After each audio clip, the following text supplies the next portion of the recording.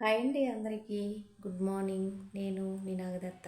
ఇదైతే మంగళవారం తీసిన వీడియో అనమాట. ఉదయాన్నే ఒకసారి నేను మాట్లాడను, సౌండ్ వినండి మీరు.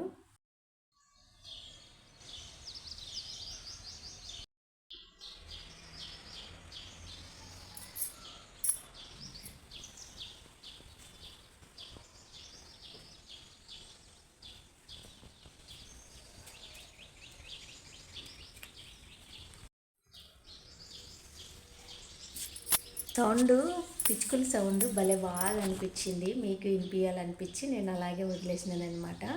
నేనైతే మంగళవారం పొద్దున్నే తెల్లవారుజామున 5 గంటలకు లేచి ఇల్లు వాకిలంతా ఊడ్చేసి ఇంకా పూజ చేశానమాట. ఈరోజైతే గడప పూజ చేసిన ఫస్ట్, ఆ తర్వాత ఇంట్లో పూజ చేసినానమాట. నా పూజ గది ఈరోజు మంగళవారం రోజు ఇంత బాగా అలంకరించుకొని ఇంత బాగా పూజ చేసినానమాట. అస్సలు మనము ఒళ్ళు కాదు, బద్ధకంగా ఉంటుంది కానీ ఉదయాన్నే లేచి 5 గంటలకి తెల్లవారికి ముందే లేచి పూజ చేసే మాత్రం ఆ రోజు ఉన్నంత ప్రశాంతంగా ఇంకే రోజు దొరకదు. నిజంగా చాలా బాగా అనిపిస్తుంది. నేనైతే పూజ అంతా చేసేసినానమాట. ఎందుకో తెలీదు, నాకు 3:30 నుంచి నిద్ర రాలేదు. నేను నిజానికి రోజు తెల్లవారుజామునే లేను, మంగళవారం రోజు మాత్రమే లేచిన. కానీ భలే బాగా అనిపించింది నాకు. ఇంకా పూజ చేసేసినాను అనమాట. పువ్వులు అన్నీ రెడీగా ఉన్నాయి నా కాడ. పూజ అయితే ప్రశాంతంగా చేసిన ఈరోజు.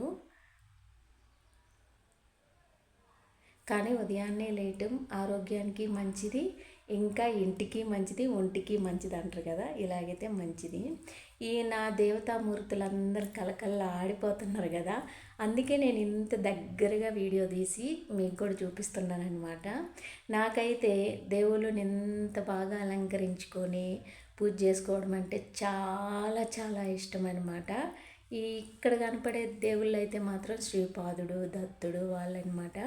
అయితే అది పిఠాపురం నుంచి వచ్చిన వాళ్ళు ఇచ్చిండ్రు. పూజ అయితే ఈ విధంగా జరిగింది నాది. ఇంకా ఆ తర్వాత రైస్ కుక్కర్లో మాత్రం అన్నం వేసేసిన. రైస్ కుక్కర్లోనే చేస్తా కాబట్టి అన్నంతో ఏం పని ఉండదు, బియ్యం కడిగేయటమే. ఇంకా నేను ఛాయ్ పెట్టుకుంటున్నాను అనమాట. ఇది పూజలో పెట్టిన పంచదార. నైవేద్యానికైతే నేను పంచదార కానీ బెల్లం కానీ ఇలాంటివి పెడతానమాట. మరి భారీ ఎత్తునైతే అంత దూరం అయితే నేను వెళ్ళను. నేను సింపుల్గానే ఇంకేమన్నా కాయలు ఉంటే ఒక పండు పెడతా, లేదంటే అదే పళ్ళు ఉంటే పండ్లు పెడతా, లేదంటే చక్కెర కానీ అదే పంచదార నా భాష అయితే చక్కెర, పంచదార కానీ బెల్లం కానీ పెడతానమాట.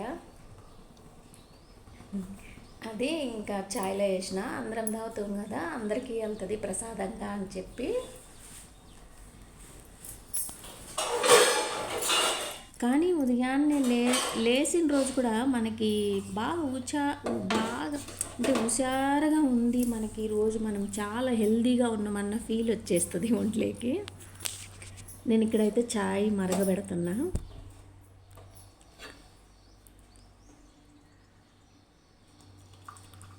ఈ ఛాయ్ కడుపులో పడంది ఇంక ఏ పనులు చేయలేనమాట నేను.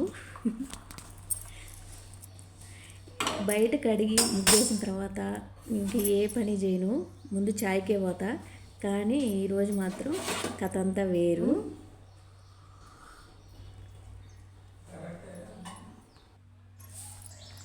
ఛాయ్ పోసి వాళ్ళకి ఇచ్చేసి ఇంక నేనైతే మాత్రం ఇక్కడే కూర్చొని తాగుతానమాట ప్రతిరోజు. ఎందుకంటే నాకు ఇష్టము బయట కూర్చొని ఛాయ్ తాగుతూ ఉంటే.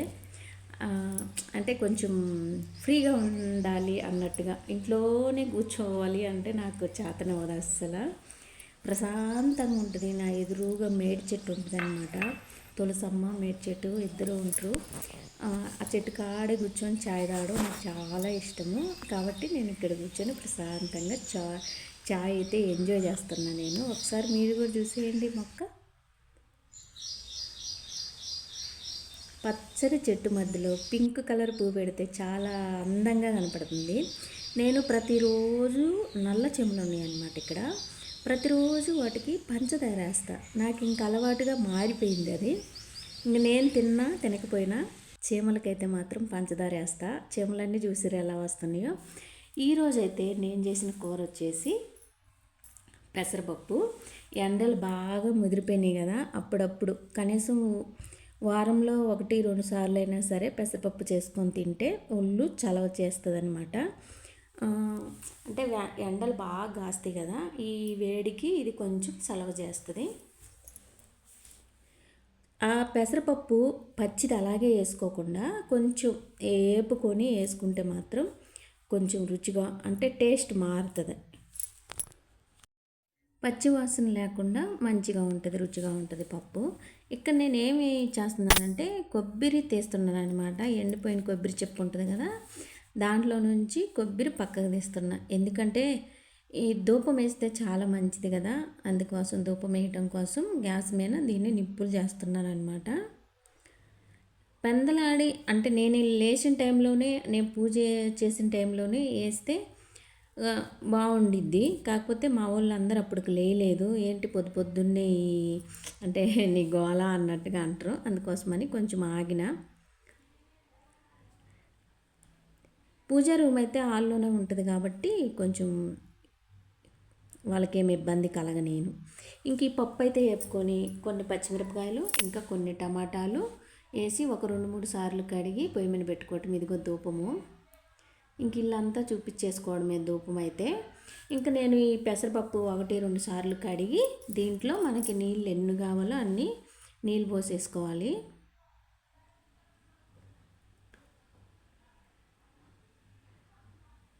పొద్దున్నే ఆగుమాగం ఉంటుందబ్బా, ఎందుకంటే టయానికి అన్నము అవ్వదేమోనన్న టెన్షన్ అనమాట. దానికి తోడుగా నాకు గ్యాస్ ఏమో ఏడుస్తూ మండుతూ ఉంటుంది. ఎందుకనో మరి బాగా ఫాస్ట్గా రాదనమాట, మంట స్లోగా వస్తుంది. కానీ ఎందుకో నాకు తెలీదు. ఒక 4 కానీ 5 కానీ పచ్చిమిరపకాయలు ఇంకా టమాటాలు,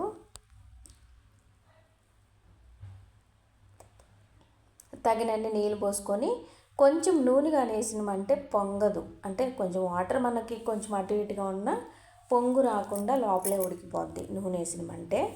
ఇంకొకటి కొన్ని నీళ్ళకి పప్పు ఉడకదు. పెసరపప్పు అయితే ఈజీగానే ఉడుకుతుందిలే, కానీ కందిపప్పు అయితే ఉడకదు కదా. ఆ టైంలో కొంచెం నూనె వేసినామంటే మెత్తగా ఉడికిపోయింది. తగినంత కారం, తగినంత పసుపు వేసుకొని కుక్కర్ మూత పెట్టేసి దాన్ని ఉడికిచ్చేసినాను అనమాట. సాయంత్రం పొద్దున 11 గంటల దాకా, సాయంత్రం 9 గంటల దాకా, 6 గంటల నుంచి 9 గంటల దాకా కొంచెం హడావుడిగా ఉంటుంది అనమాట నా పని.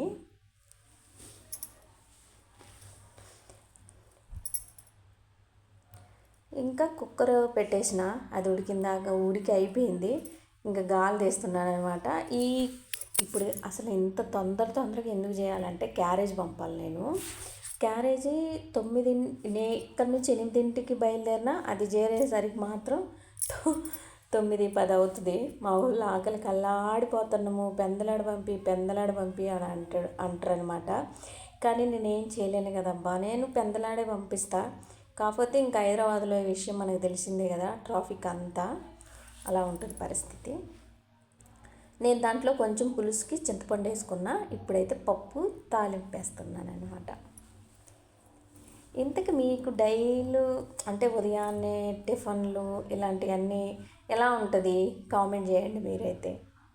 నా పని అయితే ఇంత హడావుడిగా ఉంటుంది అనమాట. ఇంగువ అయిపోయింది, అందుకని మూత ఓపెన్ చేసేస్తున్నాను అనమాట. పప్పుచారులో తాలింపులో కొంచెం అంత చిటికెడ అంత ఇంగ వేసుకుంటే మాత్రం రుచి ఏరే లెవెల్లో ఉంటుంది. ఇంతకుముందు నేను అనుకునేదాన్ని ఇంగవ ఎలా తింటారబ్బా, ఇంగవ ఎందుకు వేసుకుంటారు కూరల్లో అని. కానీ అయినా ఒకసారి ట్రై చేద్దామని చెప్పి నేను జస్ట్ అలా తెచ్చి ఒకరోజు పప్పుచారులోనే వేసిన నేను ఏకైక. కానీ పప్పుచారులో వేస్తే చాలా బాగా అనిపించింది, నాకు భలే బాగా నచ్చింది. ఇంక అందుకని పప్పుచారులో ప్రతిసారి పప్పుచారు చేసినప్పుడల్లా నేను ఇంక వేస్తాను. నాకు ఇంకా అలవాటుగా మారిపోయింది అది. ఇంకేటల్లో వేయను. కొంతమంది పచ్చడి తాలింపులు అలా వేస్తారు కదా, నేను వాటల్లో ఏటల్లో వేయను, కానీ పప్పులో మాత్రం వేస్తా, చాలా బాగుంటుంది. ఒకసారి ట్రై చేయండి మీకు ఎవరికైనా అలవాటు లేకపోతే. పప్పు అయితే తాలింపు అయిపోయింది. ఇంకా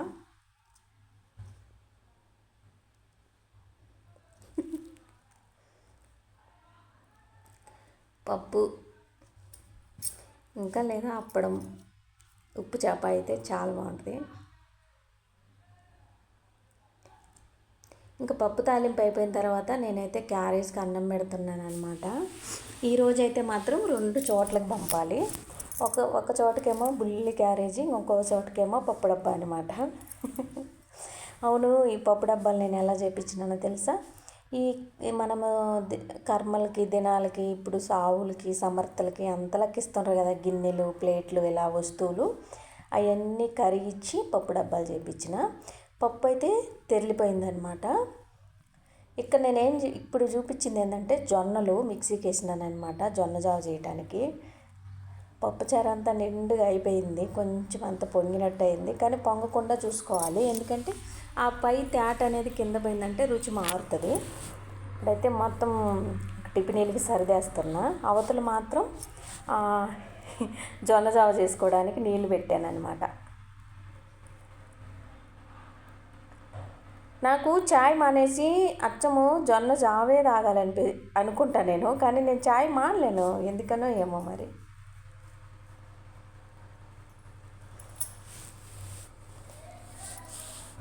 టిఫినీలన్నీ సర్దేసిన, ఇంకా ఇప్పుడు జొన్న జావ చేస్తున్నాను అనమాట. జొన్న జావ అయితే రాగి జావలాగా కాదు, కొంచెం ఎక్కువసేపు ఉడకబెట్టుకోవాలి. ఇంకా పప్పు అన్నము అన్ని టిఫినీలకు సర్దేసినాను అనమాట. జొన్న జావ అయితే ఇదిగో ఇలా వచ్చిందనమాట. చాలా బాగుంటుంది, కొంచెం ఉప్పు వేసుకొని తాగాలి. ఇంకా టిఫినీలన్నీ సర్ది పెట్టినాను అనమాట. నేను అంటే పనికాడికి టిఫినీలన్నీ ఈ విధంగా సర్దేసి, ఇంకా ఏ అయితే గిన్నెలు వచ్చినాయో అవన్నీ తోమి సర్దేసినాను అనమాట. ఓకేనా, బాయ్.